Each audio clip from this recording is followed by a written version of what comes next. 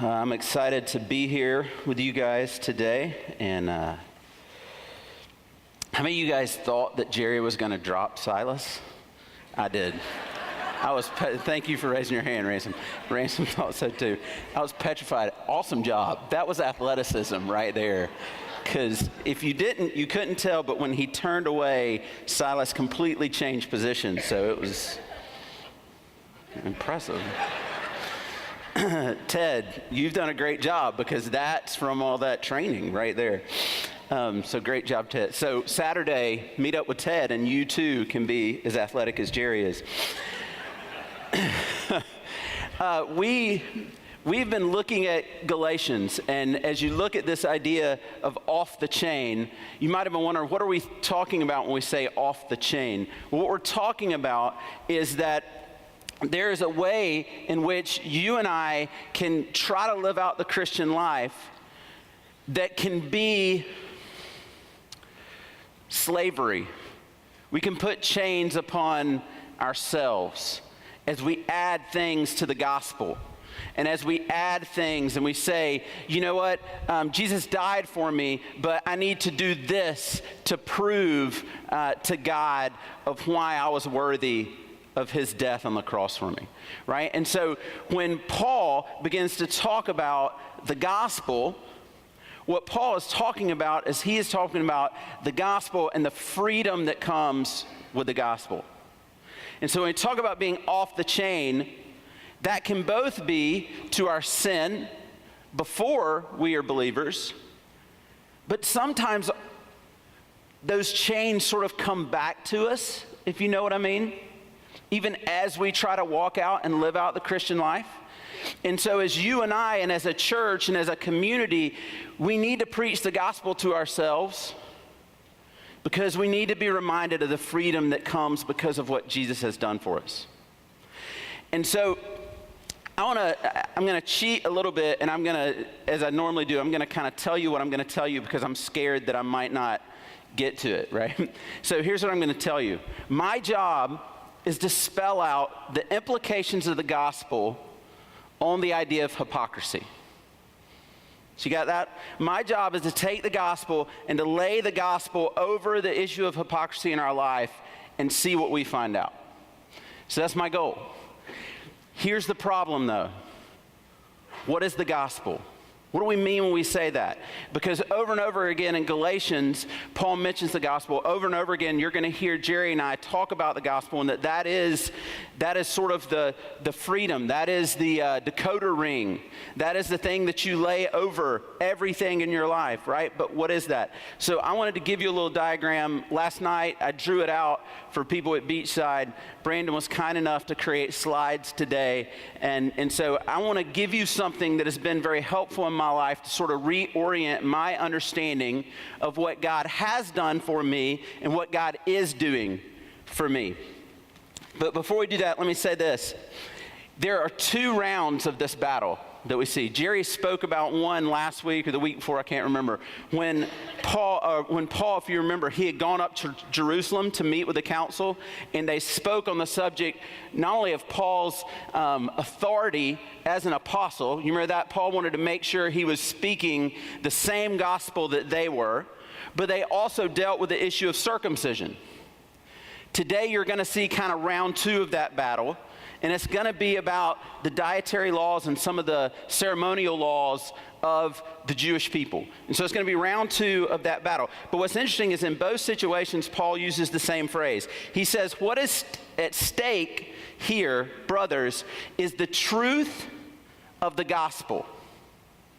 And so I think it's very important that we take some time before we jump into the text to talk about what is the truth of the gospel. So hopefully this will be helpful to you. Okay, would all of you agree, so you can agree by nodding your head. I had Beachside actually respond back, but however you want to, you can say yes. Would you agree that as a church or as a believer, part of the call of God in my life is for me to seek out the lost? Would you agree with that? Yes. All right, we can start slides, right? So to seek out the lost, okay? And at one point, you and I were in that camp. Would you agree with that? Absolutely. Okay? And there came a time in our life where we had an encounter with Christ, when we had an encounter with the gospel, when we had an encounter with the person and work of Jesus and what he had done for us on the cross, right? And we call that what? Conversion, right?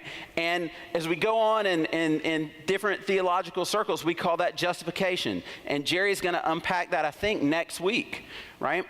Okay, and we're going to talk about what is the implication of the gospel on our justification, right? It's hugely important to our justification, yes.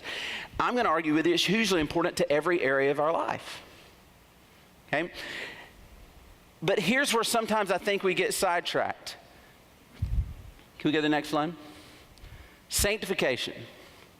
Jerry's going to talk about that, I think, in 2 weeks. Yes? Okay? And so this was the picture as I was growing up that I had. Now, I don't know. There are two possibilities. One, either this was how it was communicated to me. More than likely, this is just what I heard and how I thought about it. Okay?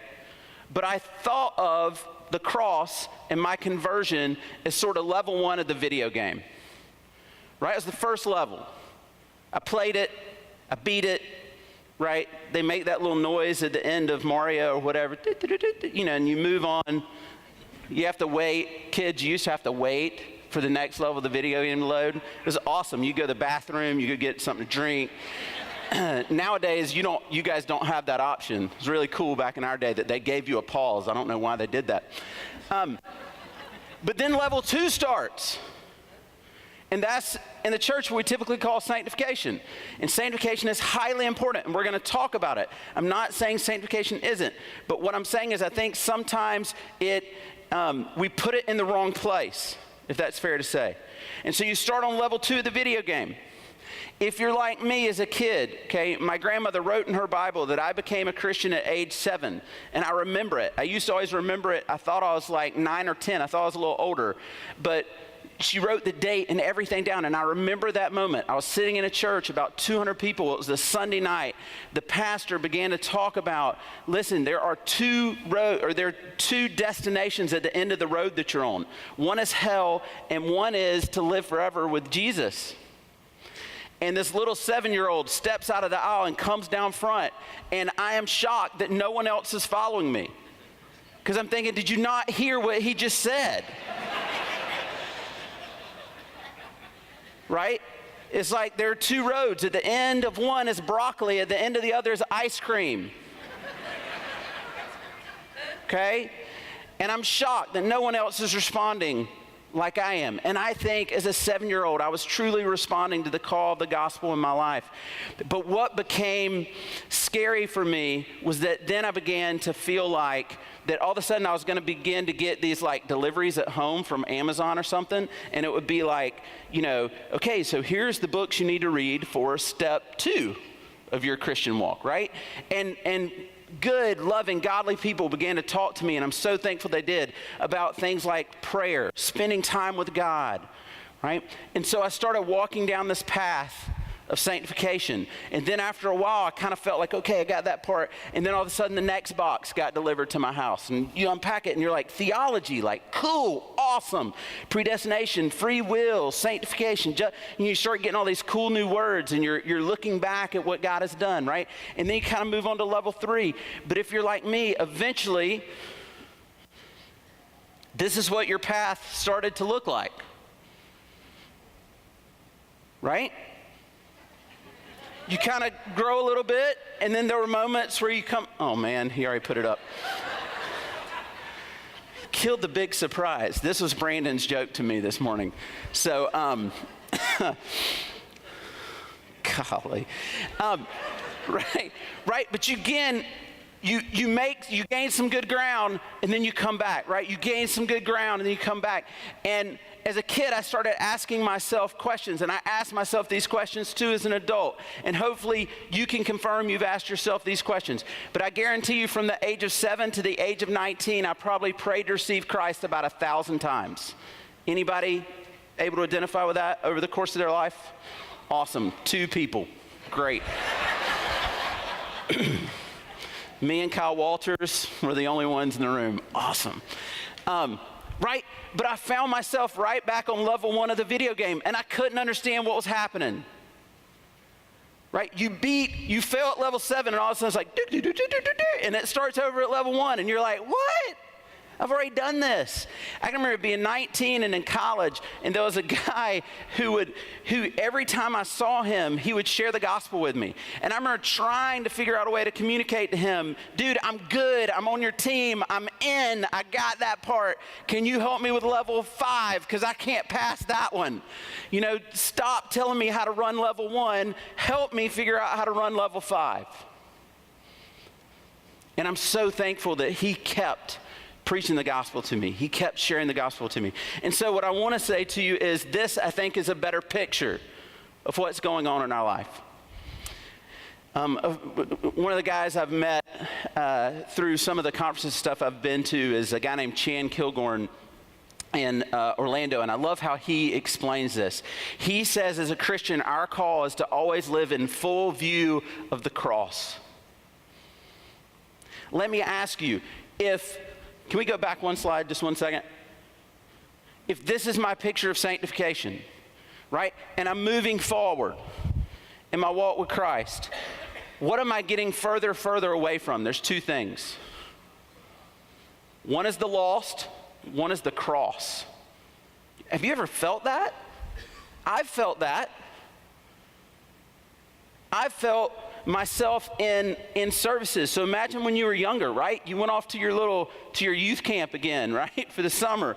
And they start talking about Jesus again. And you all of a sudden you're back at the cross and you're like, man, maybe I didn't do this thing right the first time. You ever felt that? So what do? You start, 1001 prayers to receive Jesus. Maybe I didn't say it right. Maybe I didn't mean it when I said it. Maybe I didn't have 100% faith. Okay? And so what I think is happening, let's go back to the next slide. What I've come to realize is happening is that God is bringing me right back to the foot of the cross.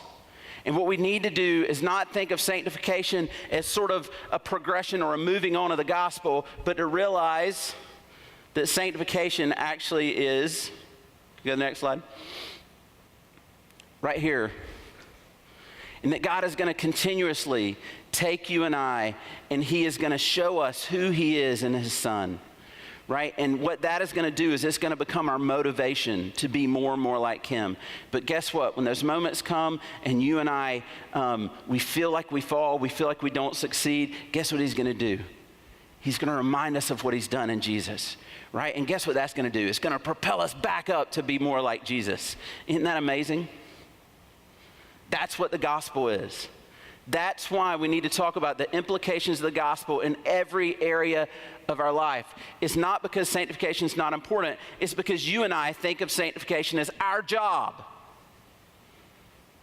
And it's not. It's Jesus's job. And he has promised us that the one who saved us will see us through to the end. Hasn't he?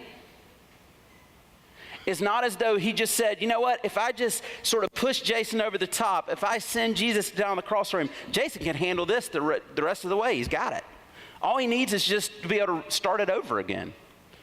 That is not what I found to be true in my life. And so when we talk about preaching the gospel to each other every day, that's what we mean.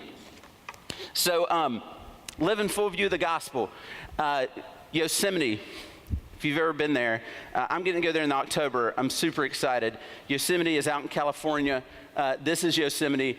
Back before they made it into a national park, and even at the beginning of when they made this place into a national park, you could own land there, right? Imagine if you built a house right there and you built it with no windows. How dumb would that be?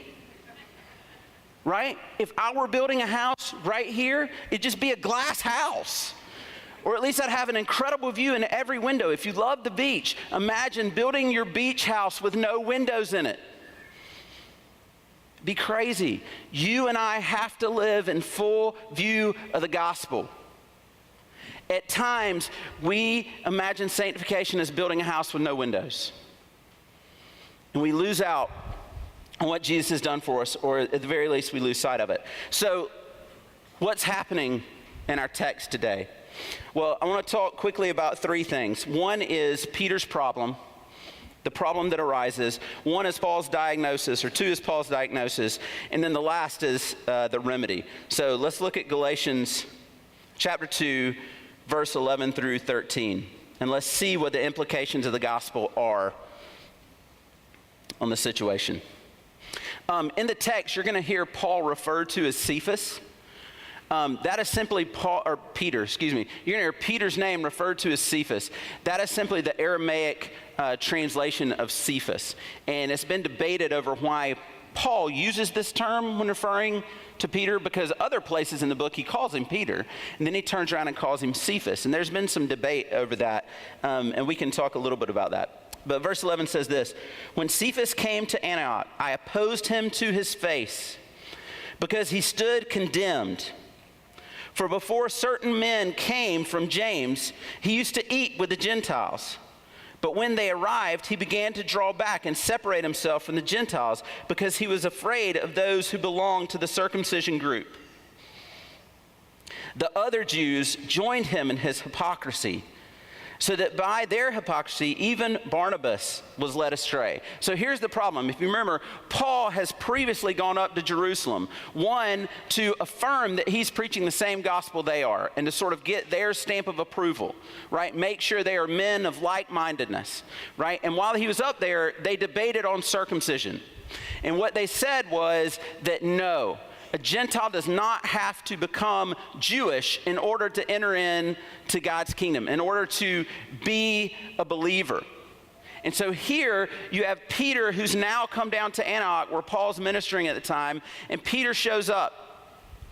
Now remember, back in Acts 10, Peter has a vision prior to this, and God gives him this vision where Peter sees that all of these animals and different things, that what was once unclean, God has now made clean. And so God has revealed to Peter the truth of the situation, right? And so when Peter shows up in Antioch, he begins to eat with the Gentiles. He begins to commune with the Gentiles. He spends time with them. It's an amazing time. And imagine most of us in this room are Gentile believers. Most of us in this room, our heritage is not Jewish.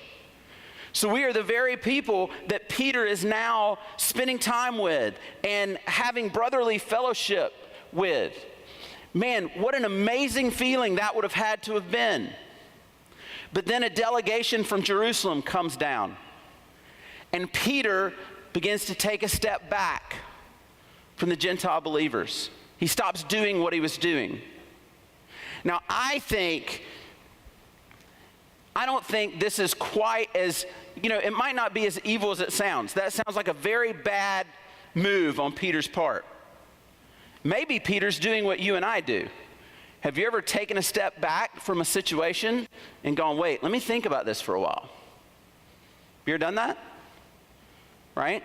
Now, I'm not sure what the case is, and I'm not fighting for one or the other, but I'm sure at some extent that is what Peter's thinking. Let me take a step back. Let me think about this. And then I might re-engage, might not. Okay, and so that is where Peter is. But let's talk about hypocrisy for a second. Do you know that the number one thing from those who are outside of the church is they look at the church, and when asked why they wouldn't want to go and be a part of the church, you know the number one thing they say about the church is full of hypocrites. Right? So do you think this is a subject we ought to talk about? Yes, we should. And so what is meant when it says a hypocrite? Well, a hypocrite, to define it, it's actually a term that comes from drama. And back in the day, they used to take masks. And as they would play characters, they would hide behind masks. And so a hypocrite, in many senses, is a hiding. Okay? It's not being who you are on the outside. Okay? You can think of hypocrite like this also. It's saying something and then acting in a different way. And so that's what we're going to talk about today. What is a hypocrite? Why is this such a big deal? And why does Paul confront Peter the way he does? But let me tell you, I think there's two types of hypocrisy, and I think this is very important. One, I would say, is a functional hypocrisy. It's a hypocrisy that as believers we have to be okay with. And it's this: Jesus saves sinners. We are sinners. No matter if it's the moment of our conversion. So Jason was a sinner at 7. Jason at 39 is still a sinner. And Jesus saves sinners. And can you see how somebody from the outside who looks in on that might go, man, Jason is a hypocrite. He says he loves Jesus, but he doesn't look anything like Jesus. Or at least in this certain circumstance. Right? And so one type of hypocrisy is, I think, is a functional hypocrisy because of how the gospel works. And so you and I have to somewhat take the blame for that because probably what we're doing is we're putting out the wrong message. Let me tell you, there's a book called Unchristian. And when asked, people in the church, when asked, what are their faith priorities? Guess what most people responded? Okay, I'm going to give you the top 3 that were most commonly responded. Now, I didn't look through a list and say like, oh, number 480, that works in my sermon. Let me pull that up. This is the top 3. People inside the church, faith priorities. Number 1, be good. Number 2, do the right thing. Number 3, not sinning. Now, are all of those true as a Christian that I should be worried and mindful of that? Yes. But is that what we want to present as our chief faith priorities? Can you see how somebody from the outside looks in and goes, that's hypocritical? If number 1 is being good, number 2 is doing the right thing, and number 3 is not sinning, of course that's what they're going to say about us. Right? Okay, now let's go to the second type of hypocrisy. The second one is actions that do not match our confession. And this is what is going on here. Okay? And this is why Paul is right to step in and get in Peter's face and challenge Peter.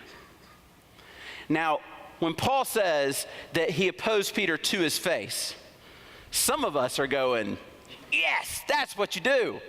When a brother is in the wrong, man, you just get in his face. Right? You invade his personal space. The challenge is this for you and I. We have to be careful in doing that. Right?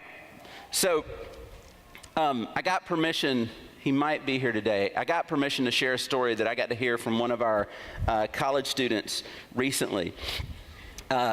Brian Angel, who's one of our students, he's at UCF. He's going to be an engineer, and so he's working his way through engineering. Great guy, highly intelligent. But during his program, they send you out at some point to go and get an internship, right? And so Brian goes to his first interview to get an internship, and he had bought this new gray suit. And so this is the first day he is wearing his new suit. Never had a suit before. Right? And so he shows up at his interview. Imagine this. He shows up 40 minutes early. 40 minutes early. So he's super proud of himself. He printed out his little sheet that they had sent him that told him where he's supposed to be, who he's supposed to see. And so he walks up to the lady at the front desk and he tells her that he's here to see Mr. So-and-so. And she looks at him bewildered and says, we don't have somebody by that name. Matter of fact, he goes to 4 different buildings. They keep sort of sending him around to different places, saying maybe he's over in this department or in that department. And so Brian's running around trying to find where he's supposed to be for this interview, right? At one of the buildings, they tell him, oh, yes, we know who that is. And they say, we'll buzz him. Well, they actually buzz someone in Europe to tell them that Brian was here for his interview, okay? Finally, Brian makes it to the right place.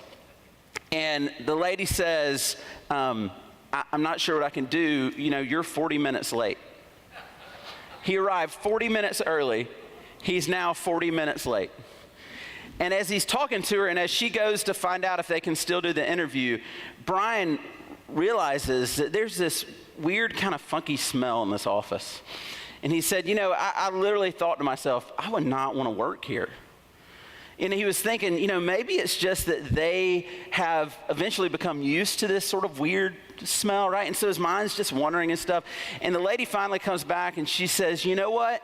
They'll still do the interview. Just sit down 1 second, and we're gonna gather everybody back together to do your interview. And so Brian goes and sits down, and like any good college student, right? He whips out his phone, check his phone, make sure he hadn't gotten a tweet, since he's been looking for his job interview. Highly important. By the way, college students, most of us adults do the same thing. But anyway, I don't know, or maybe he was playing the Let It Rain game and he wanted to get a little more extra money. I don't know. But he goes and sits down and looks at his phone, and as he does, he notices that on the bottom of his suit, there are streaks of dog poo. You know the dog poo that's like bright brown? It's that dog poo. I called him to make sure it was that kind of dog.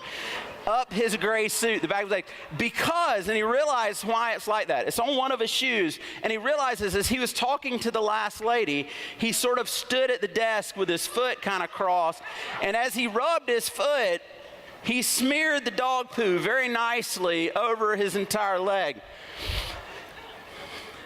And so now he's in a crisis. What do I do? First job interview. I love Brian Angel. I love engineers. Brian goes and does the job interview with poo smeared all over his. He said it was amazing. He said you would sit there and they're asking him these questions, and he could see people across the table kind of going. And they'd look around, they check different people out. Here's the point.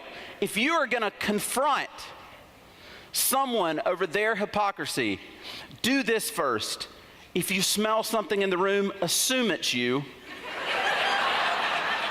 Okay? If I give you one piece of advice on someone else's hypocrisy, it's that if you smell something in the room, check your pants leg first. Okay? Oh my goodness. So that's the problem. Did he get the job? He did not, sorry. I usually tell that part of the story. He did not get the job, but he got the job for a second interview. So, brave kid. So that's Peter's problem. Peter knows that what Jesus has done has freed him from the ceremonial law, from the laws of Jewish dietary issues, right? And yet, in that moment, he has stepped away from the Gentiles. And can you imagine as a Gentile believer what that would have felt like? When the one whom God said, upon this rock I will build my church, that he withdraws from you no matter what the reason, whether it's ill intent on his purpose or whether he's just backing up in order to go, wait, let me think about this for a second. Some of my Jewish brothers are here now. What should I do? How should I handle this? Could you imagine as a Gentile believer what that would have felt like? And so Paul steps in. But here's the interesting part. Paul doesn't just call Peter a hypocrite. He doesn't just look at Peter and say, you are a hypocrite. See, there's a difference between having a problem or a symptom and gaining a diagnosis. I called my brother-in-law, who's a doctor, to make sure this was true, and it was. You and I could come in and see a doctor and say, I'm having this pain sort of in the back, towards the back of my knee, towards the back of my leg, right? And as a doctor, they're going to do triage on that. What they're going to do is they're going to think of what is the most common thing it could be, right? And they're going to work their way towards the least likely thing it could be, right? That could be a lot of things. So right now, hypocrisy is the pain in the back of Peter's knee. And Paul's stepping in to say, Peter, there's options here. One, you might just have a pulled muscle. Right? You might have hit it on something or something hit you and it's hurting. Or it could be much worse. You could have a blood clot. Right? So it's not just you and I going to the doctor and saying, I've got a problem. My knee is killing me. But the question is, what is the diagnosis? Because when we get a diagnosis, the problem that's showing up might actually be an even worse problem or a much deeper problem, right? And so Paul gives a diagnosis. Look at Galatians 2:14. He says, when I saw that they were not acting in line with the gospel, I said to Cephas, or Peter, in front of them all, you are a Jew, yet you live like a Gentile and not like a Jew. How is it then that you force Gentiles to follow Jewish customs? Do you hear what Paul's saying to him? Paul's saying, Peter, it's not that you're not having a meal with us. It's that you are actually stepping out of line with the gospel. So what Paul's saying is, you've taken the sheet of the gospel off, and you're not acting in line with the gospel. And so Peter doesn't just have a pain in the back of his knee, he's got a blood clot. And that could get much worse. What I love about Paul is Paul doesn't do what most of us probably would have done in that situation. What I would have done in this situation is flip into passive-aggressive mode. You might like do this when they see hypocrisy in others, right? Maybe the Jewish delegation comes in and Peter and Paul meet them and they're all hugging like, good to see you guys, whatever. You know, and then Paul just kind of drops something in there, like about Peter. Like, yeah, maybe we should all eat together, minus the Gentiles, right, Peter? Right? That's how most of us would have handled this situation. That's how I would have handled the situation. It's fun, isn't it? Paul doesn't do that. He goes to Peter. He cares about his brother. And so he goes to Peter. And the question is, Peter, is Jesus and his work sufficient for you? Or is it Jesus plus something else? And let me tell you, most of the time you and I find ourselves in the midst of hypocrisy, and now I mean our own hypocrisy, is because we've added things to the gospel. And they have become important for us. Do you realize that what Genesis 3 tells us is that you and I were created to have worth and value poured into us from something outside of ourselves? Right? When I was a kid, every cartoon told me, G.I. Joe, whatever it was, Mr. Rock, whatever cartoon it told me that I needed to find something inside of me, like there was something inside of me, right, that was worthy and valuable, and I needed to find that and then show that to other people. Did you ever hear this sort of thing? Yeah, like we taught about self-esteem all the time, right? And we worried about our own self-esteem. Do you realize that Genesis 3 says that worth and value is poured into us from something outside of ourselves? And so we are either going to go find worth and value in God and what he's done for us in Jesus, or we're going to find it in other places. And the other way I like to communicate this is that it is as if you and I are building our own resume. And one day we're going to get to heaven and we're going to slide that resume over to God, and then we're going to kind of step back, right? And we're going to wait to see how he reacts. You know what the first thing on probably most of our resumes is going to be? Jesus died on the cross for me. But then there's going to be more things listed, right? Like special awards received. You ever seen that at the bottom of somebody's resume? I love that. I got a certificate for Excel, right? You and I are going to add things to the bottom of our resume. Like Jason's a really good guy. Jason chose to do ministry, right? Jason used to have a problem with being competitive. Now he's not as big of a jerk as he used to be. Right? We're going to put those things at the bottom. You know the problem with that? The gospel says this: you and I have to be willing to take our resume off the table and just put Jesus's down. No matter if I'm 7 or 39, I only get to put Jesus's resume down. And that's what it means to have faith in Christ. And that's what it means to build your life out of the implications of the gospel in it. Think about how many scriptures you've read that say in Christ, through Christ. What does that mean? It means we only get to lay his resume down. So what are the implications of this? I want to give you 3 things that I think keep us from being hypocrites. One is, and we talked about this a little bit before, I think we need to check our message. What message are we putting out to other people? Because I think part of the reason why people outside the church look in at us and call us hypocrites is because of the message we put out, and it's because of the diagram we saw earlier about the gospel, right? If Jason is just working his way up these steps towards God, when Jason falls, what do people from the outside say? He's a hypocrite. And that comes from my message. And so here it is.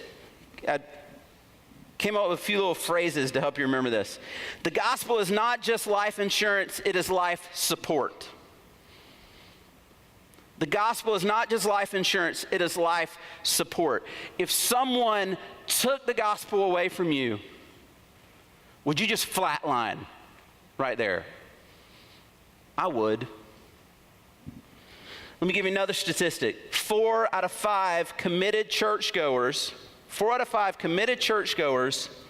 said that the Christian life is well described by trying hard to do what God commands.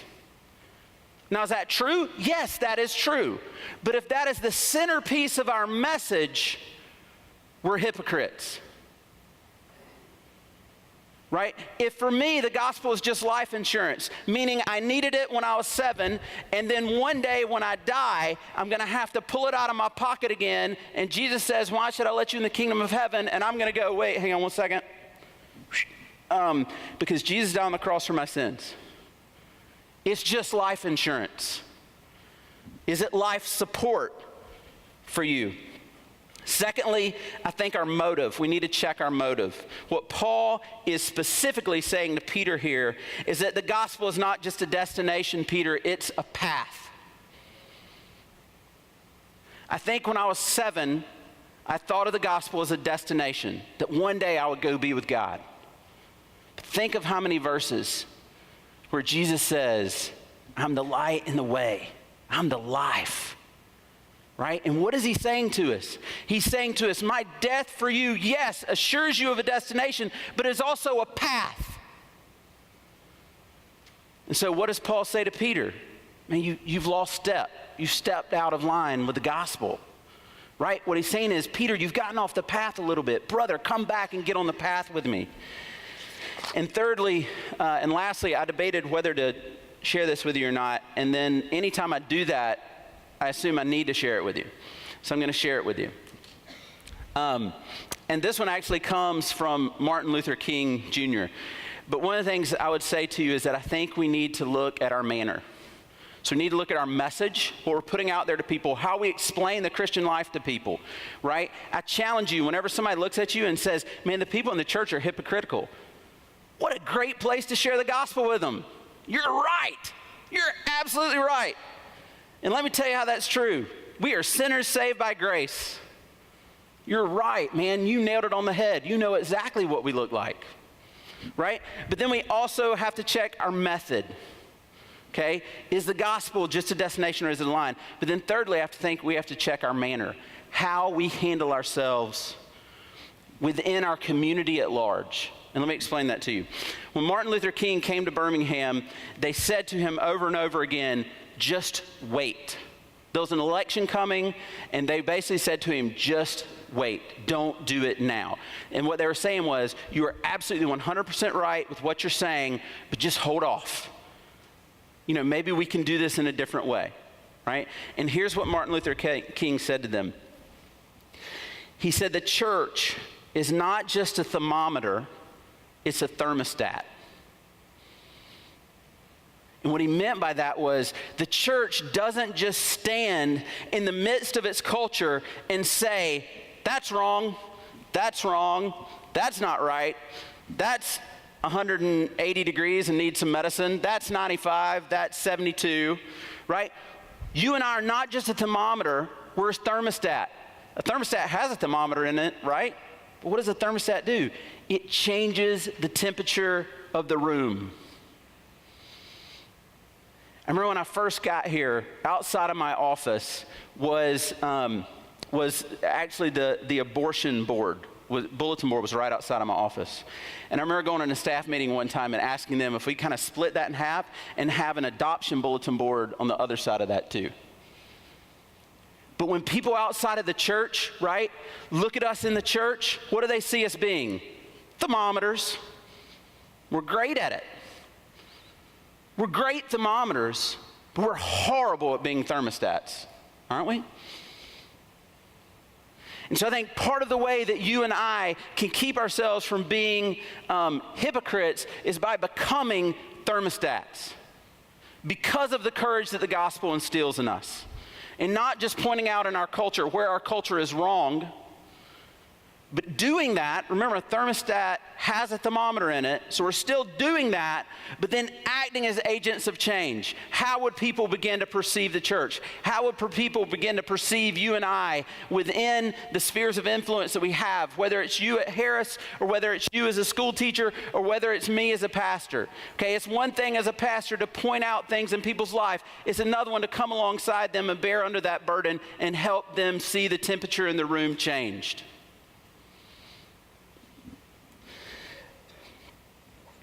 Let me give you this quote to close. It is not the critic who counts, not the man who points out how the strong man stumbles, or whether doer of deeds could have been done better. The credit belongs to the man who is actually in the arena, whose face is marred by dust, sweat, and blood. Theodore Roosevelt. I don't know about you, but I'm really good at being the critic. I'm not very good at getting in the arena. If we want to change ourselves, if we want to see the gospel transform us, we have to understand that the gospel does two things. It both informs our life and it transforms our life. Let's pray. Father, I confess that I'm more than likely the wrong person to stand up and preach this message, because every one of those things falls on me, and every one of those things are things that I need the people in this room to come alongside of me and remind me of on a daily basis and say to me, Father, will you please forgive us when we take what you've done for us through your son Jesus and we think of it as just level one, and we move on to other things, to deeper things, as it's sometimes said. Father, thank you that not only did you save us by grace, but you are through your Spirit at work in our life, and you are growing us more and more like your Son through grace and through what he's done for us. Father, let us not build a house with no windows to the cross. Let us live in full view of the gospel. Father, let me live in full view of the gospel. And so, Father, we're thankful for what you've done, specifically through your son Jesus for us. And I pray that we would not see that as just entrance into the kingdom, but that we would see it as kingdom life itself. And we pray these things in his name. Amen.